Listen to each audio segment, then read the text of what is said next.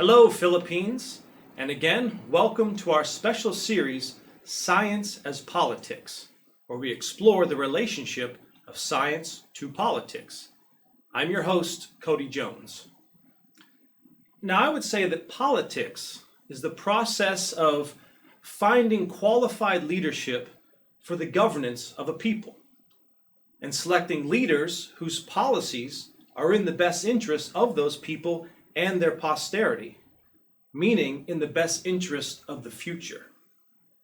Now, you can't discuss the future without discussing science. Now, I would say science is integral to this process of politics, to governing.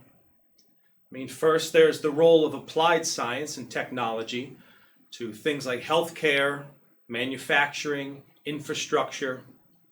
Obviously, the better the science, the better the technology, and in areas like healthcare, the better the care you're going to get. Things like MRI machines, that required real breakthroughs in science and the development of technologies to do that kind of advanced imaging, which has created all kinds of advances in our ability to detect and hopefully treat effectively things like cancer. Now, we'll get at a future time to a more thorough investigation of where we stand now in terms of the kinds of science and technologies available to man, or should be available to man as we move forward. But for now, we want to get at, again, this question of the method of science. What is the quality of mind that's involved in making a scientific discovery?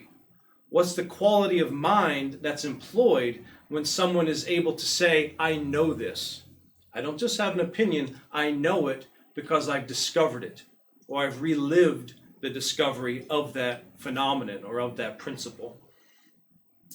And, this becomes very important for how we think about who our leaders should be.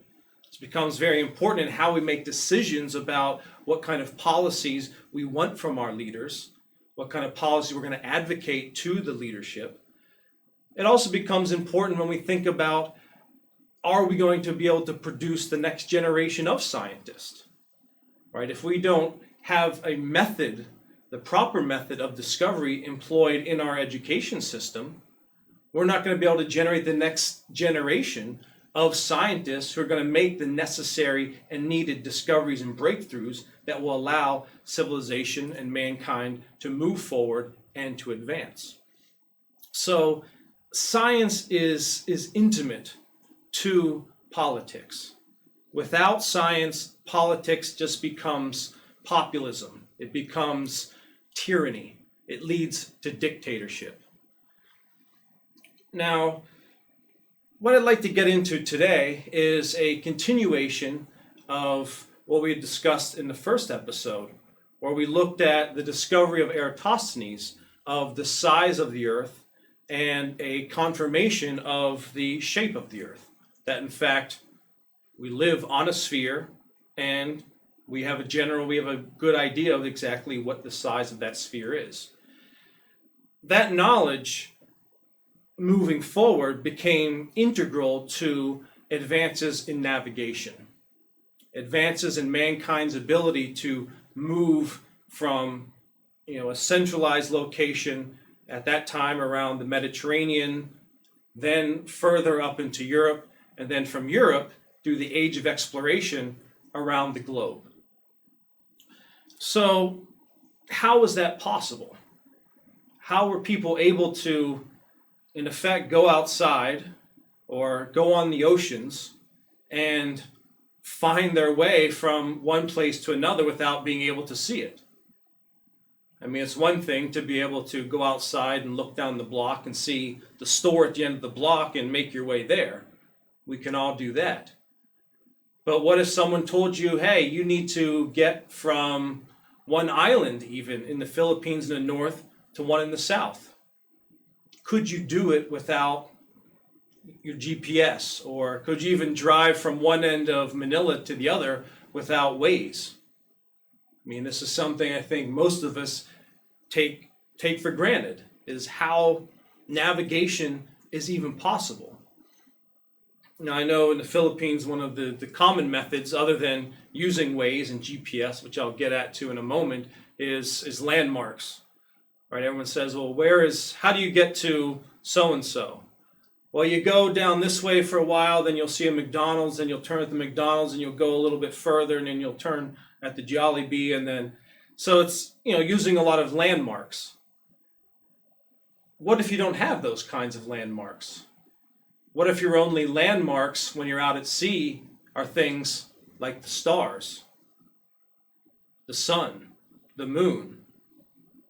Now, when you're at sea and you're moving, you don't notice yourself getting closer to one star or another, right? You can't say, take a left at the North Star, then go right at Capricorn or something like that. It's a whole different kind of process of navigation. Now, just as a interlude to sort of tickle your imagination a little bit and provoke your thought process, before we go into a more thorough exploration of this idea of navigation and the development of navigation, how it works, how it's connected to our previous discussion on Eratosthenes' discovery of the size and shape of the Earth, I just wanted to see if people have ever thought about how something like GPS works, the common mode of navigation that we use today through things like apps on our phone like Waze. GPS, this stands for Global Positioning Satellites, which in effect, your phone is communicating with at least 3 or more satellites which are moving around the planet in orbit. And it's using triangulation from radio waves from these satellites to determine your position on the planet and to tell you where you need to move to get to another position on the planet. And as complicated as that sounds, it's actually much more complicated than that because of a special thing called relativity. Einstein discovered, as some people may know, the principle of special and general relativity. What he discovered is that time and space are not fixed, that different observers at different locations will measure the same phenomenon to have occurred with different spatial coordinates and in different time intervals. So with that, how does something like GPS work? Because GPS requires a very, very calculated matching up of time readings from the various satellites between themselves and between your position on the ground, or between themselves and a stationary tower on the ground, which then can relay that message to you. It requires timing. But this becomes a big problem when you take into account what Einstein discovered. So what did he discover? Now, first off, in special relativity, there's the phenomenon that, let's say you had someone on a train moving, and you had someone else standing on the bank beside that train, not moving. And the person on the train flipped on a flashlight, say at one end of the train, and it hit the wall at the other end of the train. Now, from the standpoint of the person on the train, they would say that that light traveled from their flashlight to the wall, which is a certain distance, and it took a certain amount of time. The person on the bank would measure that same action, that same flashlight, leaving the flashlight and hitting the wall, would measure a different time and a different distance, all in order to keep the speed of light constant. So what Einstein had discovered was that, in effect, in order for light, the speed of light, to be constant and not relative, such that two different observers would not measure different speeds of light, that what was changing was not the observed speed of the light, but what was changing was the observed space and time measurements of that action. So what you get is that the same event, seemingly abstractly occurring simultaneously, the turning on of the light, the hitting of the light at the wall, two different observers would measure the exact same event as occurring at different times and over different spatial intervals. This is something which has to be accounted for in this GPS calculations. Secondly, Einstein also discovered that an object near the Earth is going to measure the time for an object further away from the Earth as moving faster than that object far away from the Earth would measure itself. That in effect, time moves slower closer to a gravitational body such as the Earth than it does further away, relatively speaking. That this is the effect of gravity. Gravity bends space-time so that the measurement in one location in space-time is not going to be the same as measured from a different location in space-time. This has to be accounted for when you do GPS calculations. So it was only because Einstein made this kind of discovery and the exact relative relationships of the kinds of changes in space-time relations that occur that they've been able to calibrate these satellites further away from Earth with grounded stations such that these calculations all work out to tell you when you're trying to navigate where you're going, where you are, and how to get where you need to go. So hopefully that's something that'll provoke you to look further into it and not take for granted so much how this whole process of navigation works today. But when we come back from the break, what we'll do is we'll go back and look at how navigation really began. How did the ancient mariners find their way around this globe? Katipunan ng Demokratikong Pilipino. Tatlong pangunahing issue. Dayaan sa eleksyon dahil sa Smartmatic. Dengvaksya, genocidal scam.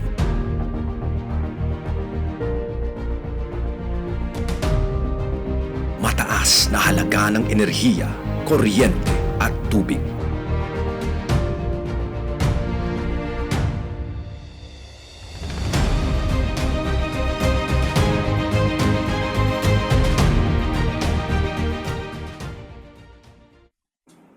Welcome back to Science as Politics.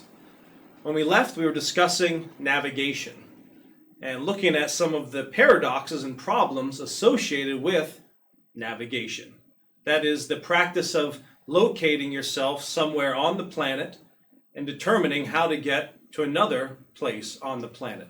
How do we navigate our way from one place to another? Now, as we said earlier, today we use things like GPS, global positioning satellites, which in order for that to work required the input of the discoveries of Einstein and general and special relativity. But what about the early mariners, the early explorers? What did they use? Obviously, they didn't have GPS, they didn't have smartphones. They had to rely on something else. They had to rely on the stars. They had to use astronomy. Now, you have to put yourself in the position of these ancient mariners in this age of exploration, where imagine you're out at sea. You have no landmarks. You have no reference points. You can't say, oh, head towards that land over there. We know that's where you want to go. Or take a left at that marker. No, you don't have any markers. Every direction you look, all you see is open sea, waves in all directions. But what you have as markers, as mooring points, are the stars above you. So how did they use these stars or other things like the sun to determine where on the globe they were? Obviously, this was very important. You had to know from day to day, from hour to hour, where you were so that you could determine where to steer your sails to get to where you want to go. So here's in effect how it works, and it goes back to the discoveries of Eratosthenes, because without a knowledge of, one, the fact that the earth is spherical, and two, what the size of that sphere is, you wouldn't be able to do this kind of navigation. It was dependent on that discovery, along with others, to be able to do this process. So just as a simple example of how this might work, if we look at an image from, in effect, let's reverse engineer what Eratosthenes did, and this will give us an idea of how to then do an even more advanced reckoning of this problem. And namely, the problem is to locate yourself in terms of latitude. How far or how high above the equator are you? As you move from the equator to the North Pole, it's the circles. Those are known as effectively the rungs of latitude. So you want to know, where are you up and down, north and south on the globe? So let's, for the moment, say that we don't know the distance between Alexandria, where Eratosthenes was, and Aswan, where the well was. But we know everything else. We know that on the day of the summer solstice, that the sun, at its highest point, is directly overhead as measured from that well in Aswan. So we know that if we were to have a pole sticking perpendicular out of the ground at Aswan on the summer solstice at that time of high noon, that we would get no shadow, because the rays of the sun would be coming in parallel, hitting perpendicular to that rod, casting no shadow. But we are somewhere else. We are in Alexandria. But we don't know where we are relative to Aswan. We don't know what the distance is. Let's just assume that. So, what we could do, but we know everything else that Eratosthenes discovered. We know the overall size of the earth. We just don't know how far we are from one position on the earth to another. So, doing what Eratosthenes did, we could put our stick perpendicular into the ground, and based on the shadow cast by the sun, we could determine the angle between where there would be no shadow and where we are finding a shadow. And we would determine that that angle was approximately the angle that Eratosthenes determined, 7.2 degrees. And so we could say, okay, 7.2 degrees is roughly 1/50th of 360 degrees. We know the total circumference of the earth is 40,000 kilometers. So we just take 40,000, divide it by 50, and voila, 800 kilometers.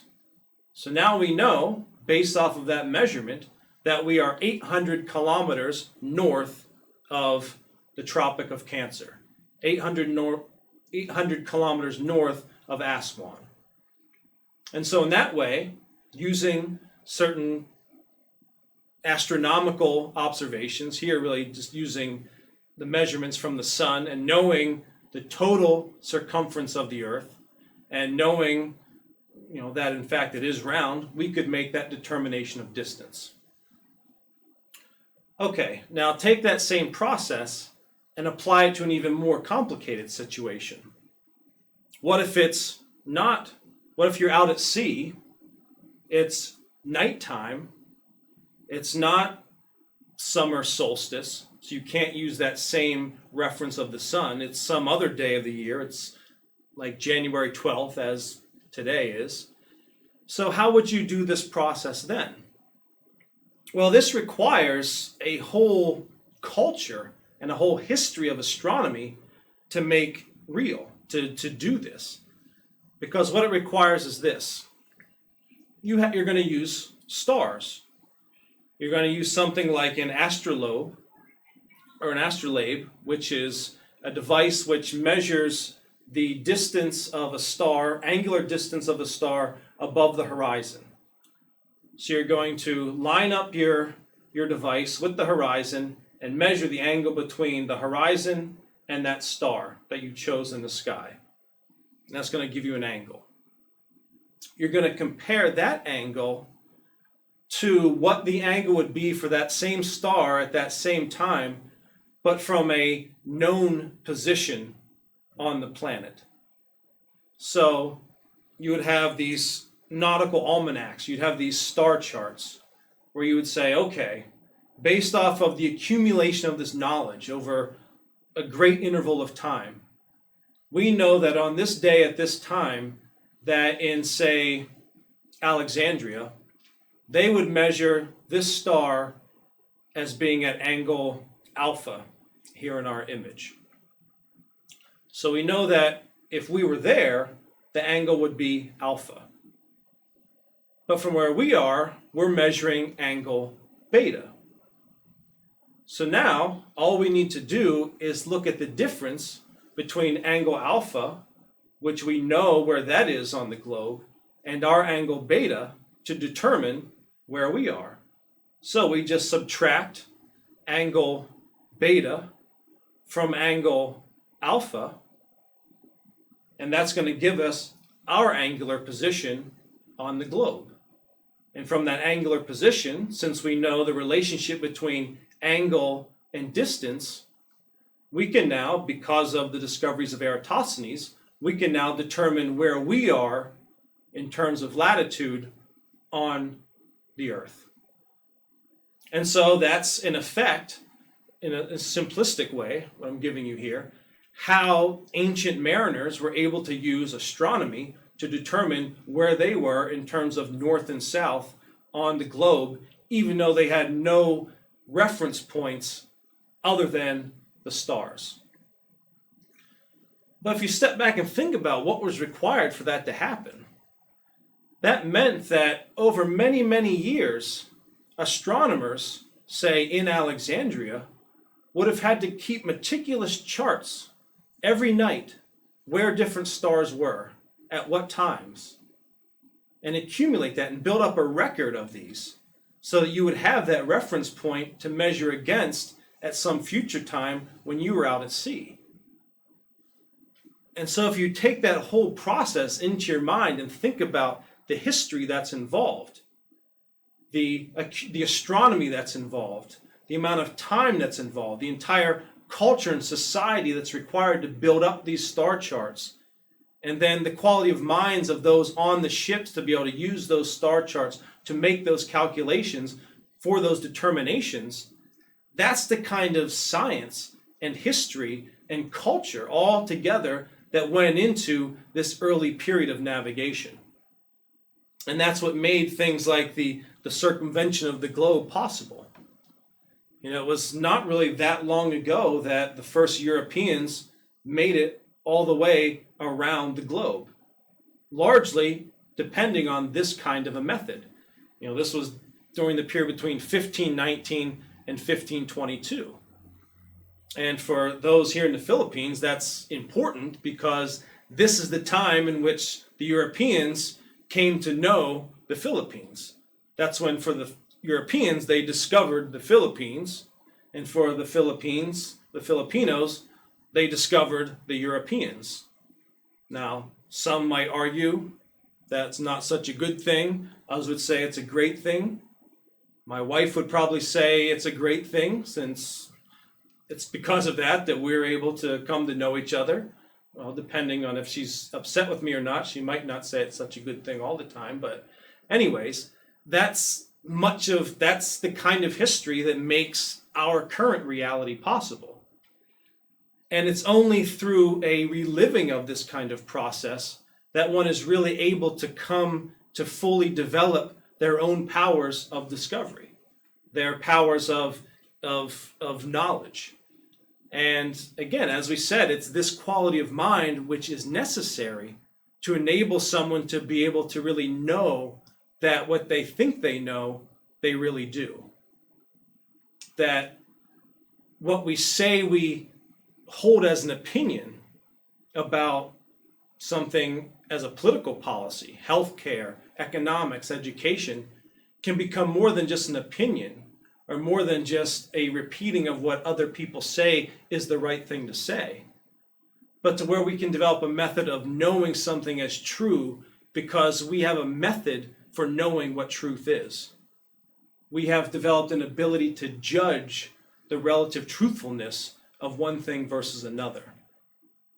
And this is very important for, one, determining who our leaders should be, for determining whether or not a policy is in our best interest, not only now, but for the future, and for being able to judge whether or not the course that the nation is on is one which is heading towards a bright future or a collapse. Are we developing the qualities in our citizens that have allowed these successive discoveries to occur that will facilitate future discoveries? Or are we neglecting that quality? Are we instead adopting a methodology which has led to collapses, such as we've seen in history? Civilizations die, empires collapse, because they've adopted the wrong method of thought. They've become accustomed and lazy. They've become accustomed to just going along with popular opinion, accepting what authority says, and have lost the power to know. And that's what we're fighting against here. That's what the KDP is fighting against ignorance and fighting for the future through the education of the populace and through the bringing again of true science to the people and to the fulfillment of the quest for knowledge and truth. So we'll end the program for today, and we'll be back again with another discussion.